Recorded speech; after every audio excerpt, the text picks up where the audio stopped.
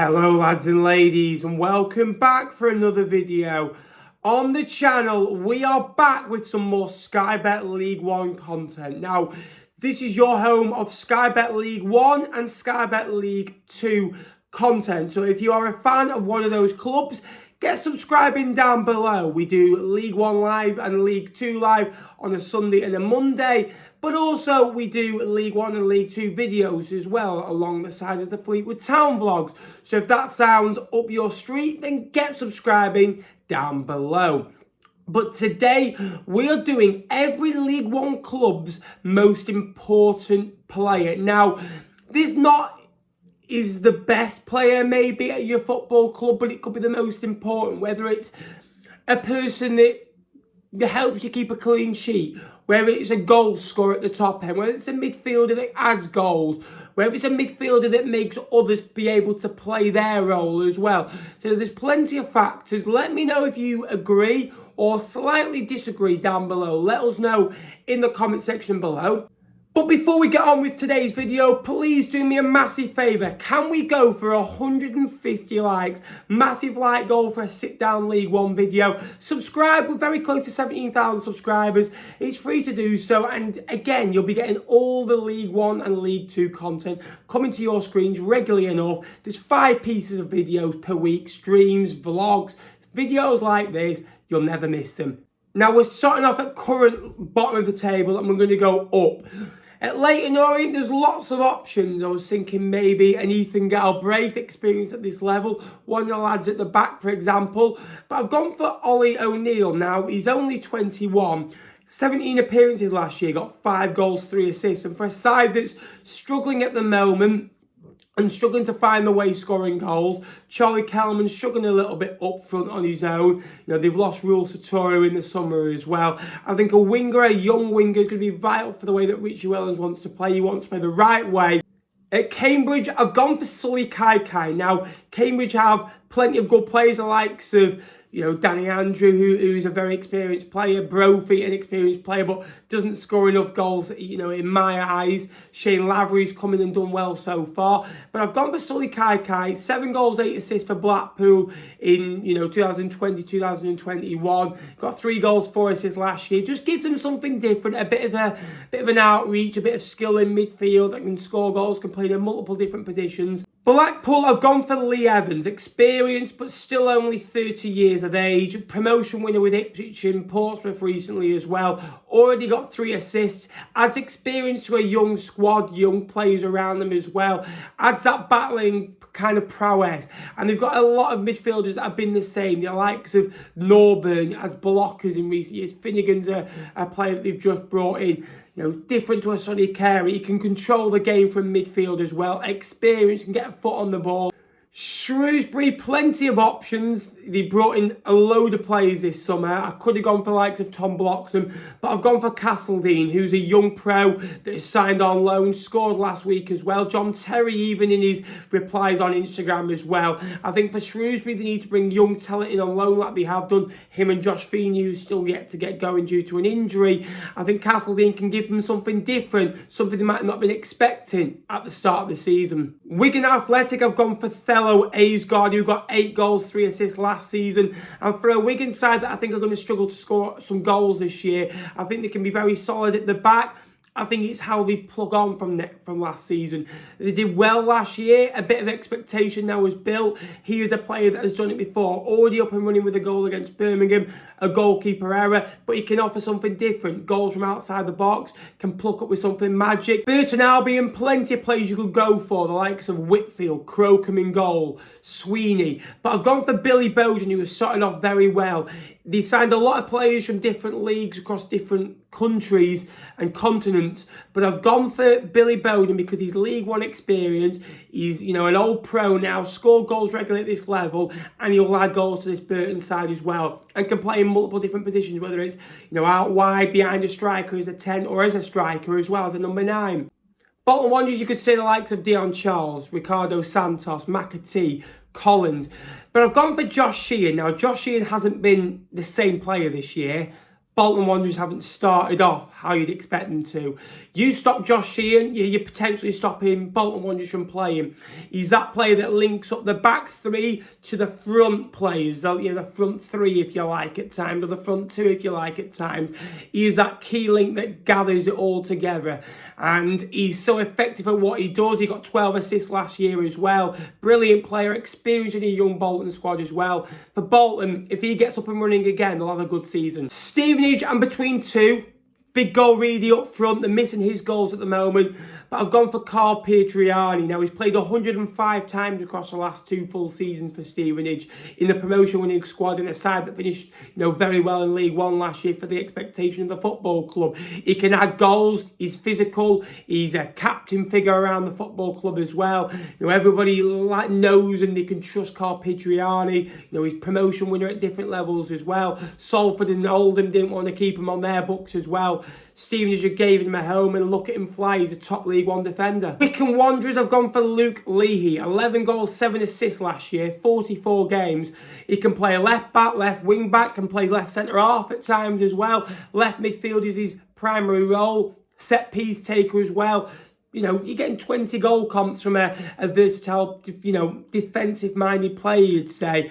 He's going to be important to the way you set up and set pieces, and Wycombe have got on in recent years as well. So I've gone for Luke Leahy. At Rotherham, I've gone for a Dauphin. Now, I like players that can play in multiple different positions. I think that's important at this level as well. He can play part of a back three. He can play in midfield. He can play just in front of a back three or a back four, if you like, as well. He scored 8 championship goals in the last 2 seasons. I think he's going to be crucial to the way that Steve Evans sets up. I like the way that he blocks things and kind of gets his body in the way of things and can turn defence into attack very quickly. Eye for a goal. They've got Jonathan Clark-Harris, who'll score 20 goals this season in my eyes, but I still think he's just as important as a Clark-Harris at the other end. For Mansfield, plenty of options. I was thinking Boateng in midfield, but I've actually gone for Lee Gregory. Now, when you come up and you've been desperate to get out of a League Two level, like Mansfield have, playoff heartache and missing out on the playoffs in recent years as well, I've gone for Lee Gregory because he scored goals regularly enough at this level before. He's experienced. I think he's 34, 35 now, knows the level, can be a big influence on the other players around the dressing room as well. So I've gone for Lee Gregory at Mansfield Town. Northampton Town have gone for prodigal son of theirs, Callum Morton, who has struggled since leaving the football club, whether it be at Fleetwood, Peterborough, Forest Green or Salford. But when he was last there, he won a promotion and scored 8 goals in 12 and was vital for them. Went to Lincoln after that, didn't do too badly for them, but never really got going to the level that he has done at Northampton as well. He's already got a goal and assist. If he gets going, he'll score enough goals and keep Northampton in the division. And they want to see it comfortably again. They got 60 points last year. Callum Morton is filling a big void up there as well. Hoskins is just as vital to them as well. They've retained him, but if Morton can add to them, they can push on. At Crawley, I've gone for one of the players that helped got them up last year, in Jeremy Kelly. Now, he's a left wing back, but can play in multiple different positions. Played in the playoff final, came off with a few minutes to go. Knows what Scott Lindsay wants. He knows the football club. He knows the expectation. And one of the few players that was a big part of last season that stayed. So I thought it was vital to put an important player in from Crawley that was there last year, that knows, not just a player that's coming to make them better at this level. At Peterborough, very tough with the departures of Burrows, Ronnie Edwards, Johnson Clark-Harris. I was between two. I was going to go between Jed Steer because he's a goalkeeper, he's experienced and pushes that age category up. And I don't think Bila Kapovic in goal is quite as good as Jed Steer. But I've gone for Poku. When you've got a player that's got 18 goals and 15 assists in 82 League One games for Peterborough, you've got goals in you, and they've got goals in other areas of the pitch, likes of Mothersill. Ricky J. Jones is a try and will do his best. Sometimes will lack the goals. Adjiboy up there as well. Joe Randall will score goals, but I just think Poku is vital. He's the last piece of the jigsaw that's been there in recent years that's still there. Exeter City is very difficult because I think they've got a lot of 6s and 7s out of 10 at this level that are good enough to keep it up, and every play is important. But at Exeter, I've gone for Sweeney. Now, he played 42 of 46 games last year. Experienced at the level, knows the football club, decent defender as well. They lost a few key players in the summer, the likes of Kite, Aimson, the captain as well, left the football club. So I've gone for Sweeney, who's a big part of what they've done previously. At Bristol Rovers, I've gone for Luke Thomas, who got 12 goal comps last year as well. Chris Martin injured at the moment as well. Could go for Josh Griffiths in goal. Promise Cherry's only just come in, so he's an unknown quantity for them as well. I think Luke Thomas, you know what you're going to get. You're going to get a central midfielder, a central attacking midfielder, a potential right winger or a left winger that can play on either side. Very versatile as well. Got a lot of stick off Joey Barton, you know, at the start of last year. Come through that. Good player. Proven at this level with Coventry in the past as well. At Reading, I've gone for Lewis Wing. 18 goal contributions last year. 10 goals, 8 assists, and probably 7 or 8 of them could have won goal of the season for Reading or the whole league. He scored a screamer away at Fleetwood, you know, that I was right behind, and it swung so much in the air like you wouldn't believe. He's done it previously at Wickham as well. Experience to a young Reading side as well.